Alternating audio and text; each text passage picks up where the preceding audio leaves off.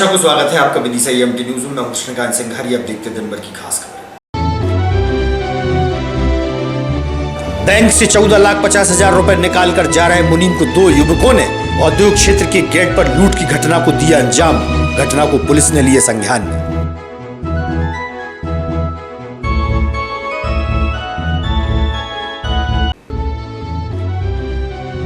अल्पसंख्यक समाज के दबंगों द्वारा जमीन पर किया जा रहा है कब्जा। पीड़ित लोग न्याय मांगने पहुंचे प्रशासन के पास।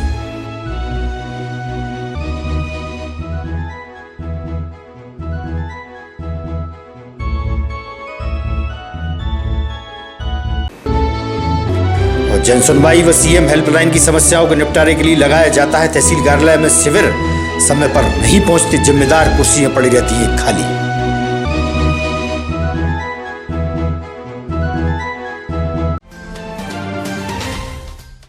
अब खबर विस्तार से। औद्योगिक क्षेत्र स्थित Siddharth trading company messrs Ashok Jain की फैक्ट्री में कार्यरत आशीष बर्मन विगत 4 वर्षों से मुनीमगिरी का कार्य कर रहा है। आज IDBI बैंक से 14,50,000 रुपए निकालकर सिद्धार्थ ट्रेडिंग कंपनी जा रहा था।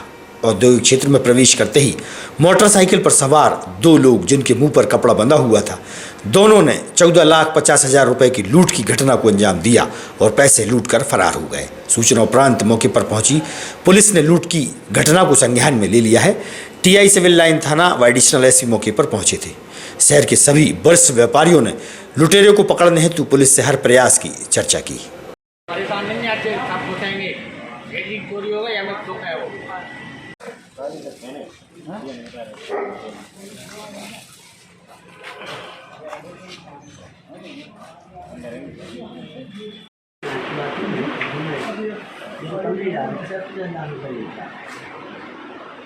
निकालने के लिए कितने लोग थे? अकेले जाएगा ये अकेला था। इसको मैंने कई बार बोला भैया अकेले मत जाओ, क्यों नहीं है आज समझ नहीं है।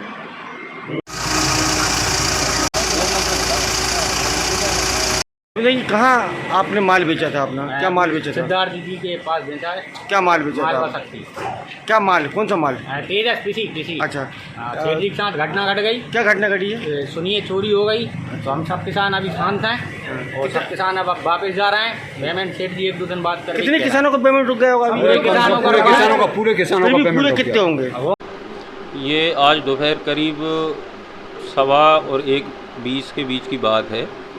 ये आशीष बर्मन IDBI बैंक से 14,30,000 रुपये निकाल कर अपनी फर्म के यहाँ लेकर आ रहे थे। यहाँ ये कैशियर का काम करते हैं। तो इंडस्ट्रियलिस्ट एरिया में 2 अज्ञात व्यक्ति पल्सर बाइक से थे, बिना नंबर की बाइक थी, उस पर बैठे हुए थे, नकाबपोश थे।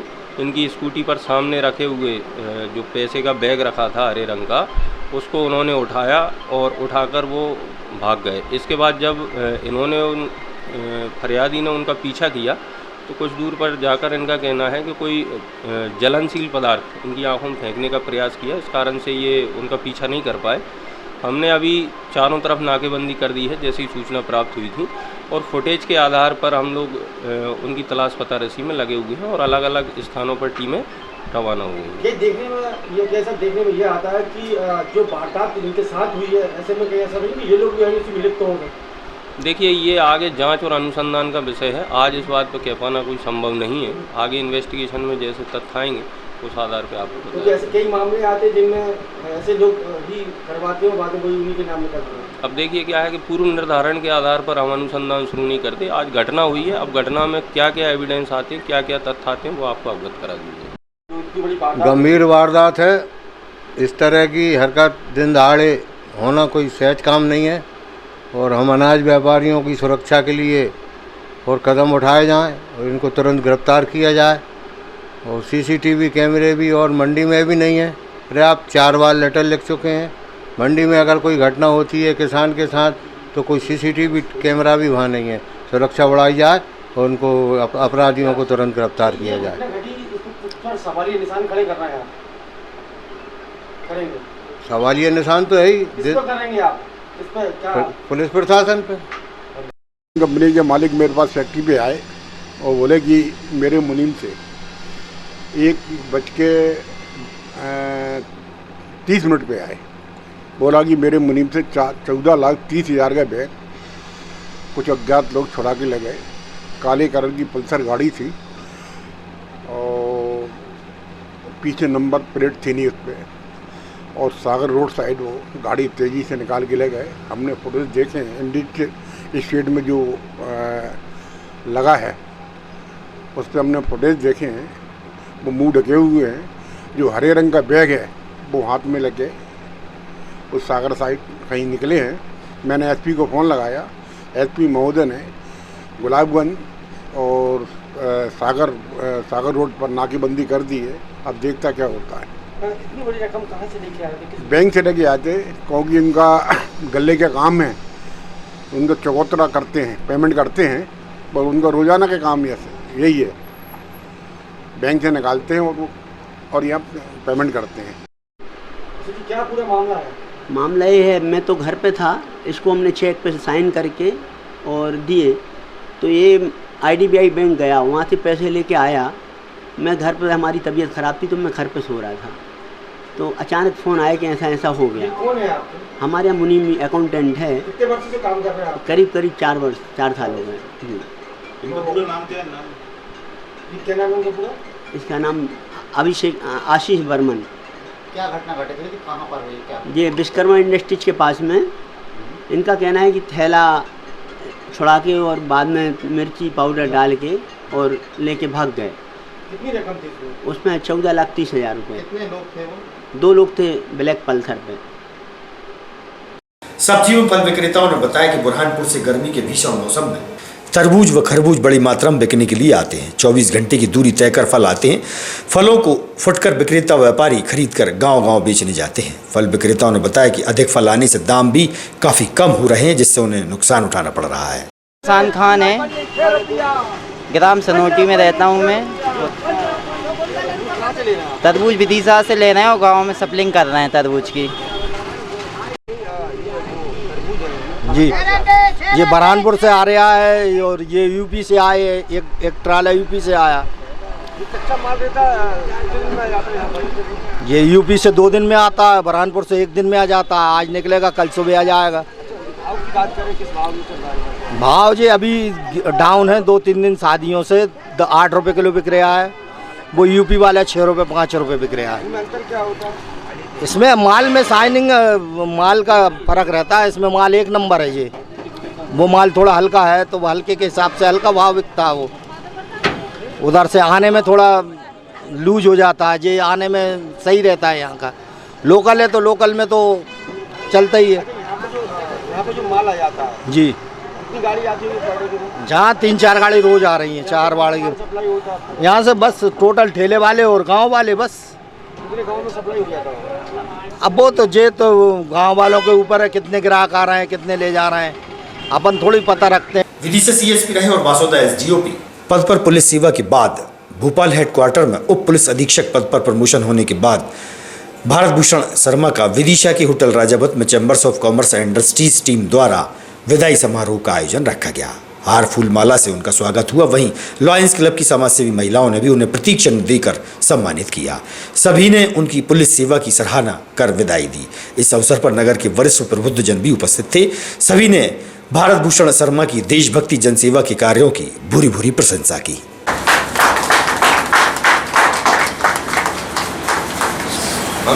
चैम्बर ऑफ कॉमर्स रवि तल्लेजा की पूरी टीम को जोरदार तालियों के साथ बंधन कीजिए।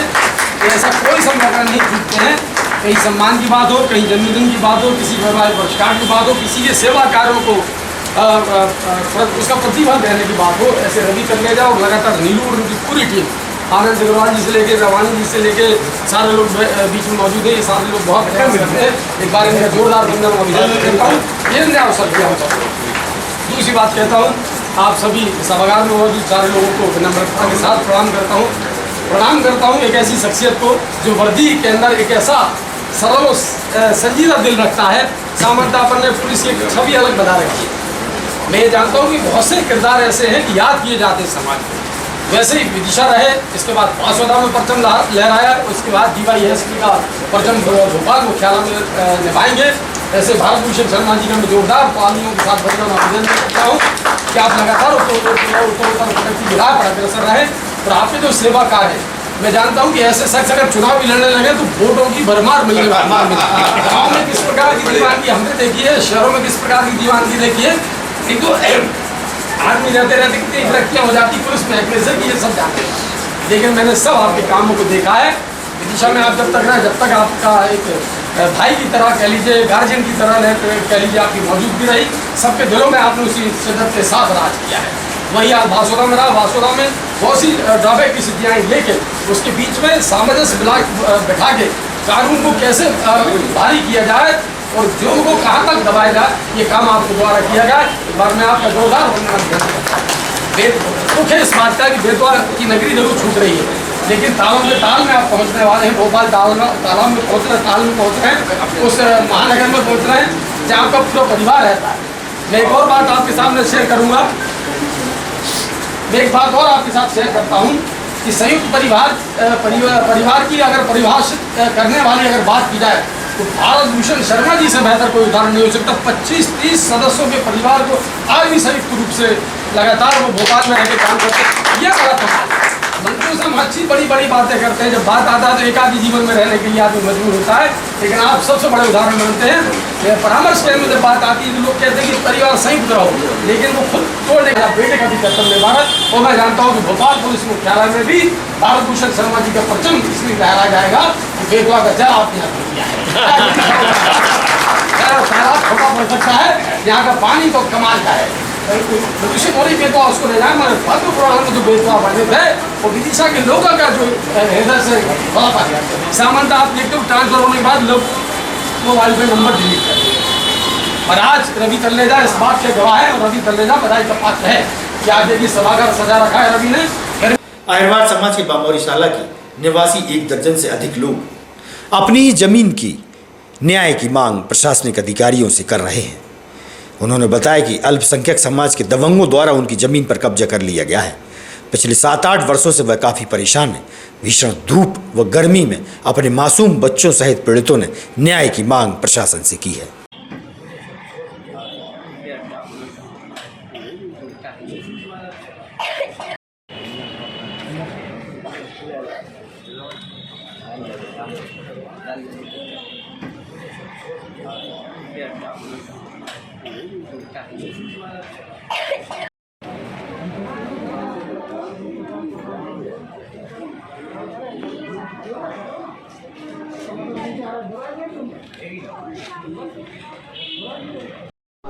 हमारे लाने जैसा है, हमारी नपी नपाई ज़मीन 4 महीना हो चुका था। हम वहीं टपरिया डाल कर रह रहे थे और ये आए गुलपान और बली मोहम्मद बाबू, जिन तीनों ने मेरी टपरिया गिरा के और इनने फेंक दी और रोड पे फेंक गए।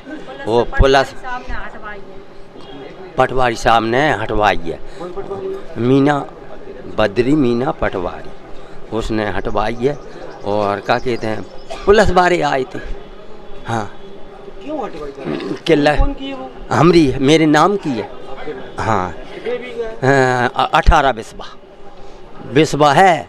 कब से परेशान हो रहे हैं? हम हो रहे हैं 7-8 साल से। 8 साल हो गए मोए। कितने परिवार में बच्चे हैं? मेरे हैं 5 लड़का, उनके 5 भंगे और जी परिवार आद वाह याद नहीं आओ। हाँ। कौन सी तहसील है? सरोज। अच्छा, तो आप कैसा मत चले क्या? ये खेती की बात, जमीन की चक्कर। तो वहाँ जो विधायक जी हैं उमाकांत शर्मा जी, उनसे नहीं मिले आप कभी? क्यों? कहाँ है उमाकांत विधायक जी को जानते नहीं जानते? नहीं जाने हम साहब, कहाँ करो भाई करो, नहीं जाने। नहीं जानते क्यों? वोट देते हो नहीं देते? तो वोट मांगने कौन आता तुम्हारे पास? आते हैं, यही आते हैं, विधायक ही आते हैं और जनता भी आता है। जब वोट मांगने विधायक जी आते हैं तो उन्हें नहीं जानते आप? वोट डाल दो हमने, फिर हम नहीं जाना कोई को। पढ़े नहीं है, पढ़े हम नहीं। तो पढ़ेंगे तो जान कोर में। पुरानी तहसील में लंबित पड़ी जनसुनवाई व सीएम हेल्पलाइन की समस्याओं के निपटारे हेतु कलेक्टर के निर्देशों के बाद कैंप लगाया जाता है, लेकिन देखने में आया कि दोपहर 12 से 1:15 तक नगर पालिका का कोई भी कर्मचारी अधिकारी शिविर में नहीं पहुंचा। जबकि पीड़ितों की समस्याओं के निपटारे के लिए एसडीएम, तहसीलदार, ग्रामीण तहसीलदार भी बैठते हैं। वहीं नगर पालिका का कोई भी जिम्मेदार शिविर में नहीं पहुंचा था। इनके मनमाने रवैये के चलते दूर दराज से आने वाले लोग खासे परेशान होते हैं। वहीं खाली पड़ी कुर्सियां कार्यप्रणाली पर सवालिया निशान लगा रही हैं। कैसे होगा इनकी समस्याओं का निदान, आप अंदाजा लगा सकते हैं। साहू जी, यहाँ पर जो अब पुरानी तहसील है, यहाँ पर नगर पालिका प्रशासन द्वारा सीएम हेल्पलाइन के लिए शिविर लगाया गया है। यहाँ पर कोई दिख रहा नजर आ रहा है? नहीं, बिल्कुल खाली कुर्सियाँ हैं, कोई भी नहीं है। तो ऐसे में किस तरीके से आप जनता इन पर विश्वास करे या जिनकी समस्या, जनता की समस्या का ये तो पूरा जनता के साथ धोखा है। जब कोई है ही नहीं है यहाँ, तो जब लगाया था शिविर तो आना चाहिए थे उन लोगों को, अपनी जिम्मेदारी तो निभाएं। वैसे अभी कितने बज रहा है लगभग अगर बात करें तो? अभी लगभग 1:15 बज रहा है। टिम्बर मर्चेंट एवं मिल्स संचालकों ने अपनी समस्याओं को लेकर जिला प्रशासन को ज्ञापन सौंपा है। ज्ञापन के माध्यम से बताए कुछ लोग उन्हें अभी भी परेशान कर रहे हैं। आरोप प्रत्यारोप लगाए जा रहे हैं। प्रशासन से निष्पक्ष कार्रवाई की मांग की जा रही है। जंगल की लकड़ी हम लोग नहीं काटते हैं, सरकार ही काटती है। अच्छा। और जो डिपोज में से नीलाम करते हैं वो ही लेते हैं। हम लोग तो खुद चाहते हैं दादा भाई शुभम शर्मा, शरीफ भाई ने ही सारे ऑफर रखे। शरीफ भाई शुभम शर्मा को चलाते हैं और इनने हमसे पैसों की गई तो मैंने कहा साहब हमारे से तो ना तो कोई विभाग मांगता है। 50,000 इकट्ठे किए थे, वो किन से किए थे, कितने किए थे आपने? जी 50,000 इकट्ठे किए थे, कौन से किए थे? सब लकड़ी व्यापारियों से, मशीन मालिकों से, सब से पैसे इकट्ठे करके कहने लगे वो हमें उनको ऊपर देना है, आप हमारे उससे करिए। तो मैंने कहा साहब हमसे तो ना कोई विभाग मांगता, ना कोई उनके कर्मचारी मांगते, आप कैसे? कहले नहीं वो उनको देना है, मैं आपको ये बात करी है मैंने ऊपर और ये वो। तो शरीफ भाई भी लकड़ी का काम करते हैं, तो इसलिए हमने क्या चलो अब अपन चंदे के रूप में उस हिसाब से सोच ली हमने कहा चलो ठीक है ना। इस हिसाब से हमने कहा साहब लोगों से कैसे बात करो। नहीं अवैध लकड़ी अपन नहीं कटवाते, हम लोग तो डिपो से माल खरीदते पूरा। अब वो तो चंदे के रूप में वैसे ही। आपकी एक ऑडियो भी वायरल हो रही है। हाँ वो झूठी बना ली है उसने, वो तो ये तो सब फर्जी बातें हैं। क्या है मेरे को शरीफ भाई फालतू, अरे नहीं वो तो सब झूठी बातें हैं, सब हम उनकी भी हमारे पास हैं, ऐसा नहीं है उनकी। चावला जी, क्या पूरा मामला आगे ज्ञापन देना है? पूरा मामला ये है कि आज से 3 महीने पहले शुभम शर्मा शरीफ खान ने हमारे कुछ मित्रों से मिलके ये कहा कि एक सतकटे का काम अगर आप लोगों को करना है तो मेरी एसडीओ साहब से बात हो गई है, मैं आप लोगों को सेटिंग करा दूंगा। और एसडीओ ऑफिस के बाहर ही वो मिले इनसे पैसे लिए। अब वो आगे उनने दिए हैं नहीं दिए मेरी जानकारी में नहीं है ना, मैंने देखा 50,000 रुपये करीब। और इसके बाद ही उसके मुंह में लालच आया कि इनसे तो इजी वे में हर महीने मिल सकते हैं। इसके बाद से उसने ये सब वो, जबकि खुद वो ये व्यापार करता है और उसकी आज भी लकड़ी लश्करपुर में रखी हुई है और 1-2 जगह रखी है। वो झूठ बोलते हैं कि हम व्यापार नहीं करते, वो खुद भी एक व्यापारी है। और वो पर्यावरण मित्र अपने आप को कहता है। ऐसा कौन सा काम किया उसने पर्यावरण के लिए? आए ना हम भूतपूर्व सैनिक प्रकोष्ठ के संयोजक बनाए जाने पर व व्यापार प्रकोष्ठ के जिलाध्यक्ष बनाए जाने पर भाजपा के वरिष्ठ नेता मुकेश टंडन ने उन्हें बधाई और शुभकामनाएं दी हैं।